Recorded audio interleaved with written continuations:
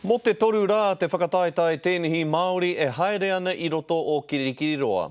I te rā nei ka pūrero ake te toa tāne me te toa wahine o tēnei tau. Te kaumā whā noiho ngā tau o te toa tāne mo tēnei tau. Ko ia tērā e kawe ana I te tohu toa mo te reanga tāne. Final went pretty good. I played pretty good. I wasn't expecting to make the final, to be honest. E hara I te mea he whakataetai māma noiho tēnei mōna, I nā ko te toa mo ngā tau e whitu kua pahure ko Eru Linden no Ngāti Hine, he toki mo te whakahoki I te pōro. Engari I tēnei tau, auare ake. Te mate kē, kaore au I whai ngā paoro ki roto te kōti.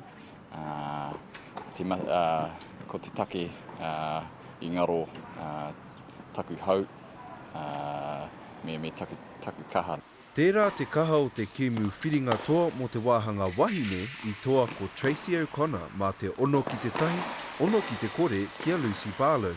Kaore tētahi I pātata atu kia Tracy O'Connor mō te tohu te ātairangi kāhu. She was a very quiet-spoken lady and it's an honour to win a trophy with her name on it.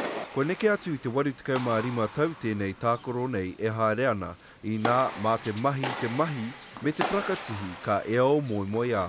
I'm based by myself down in Wellington, and I do correspondence with my coach, Con Packer. And I stay at his house during the week, and I just train every day. Ka kite hoki I te āhua whakaiti o te toa. It went pretty good.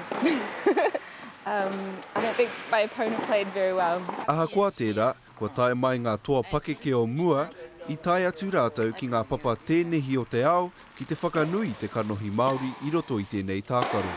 Te he mararau hihi, te karere.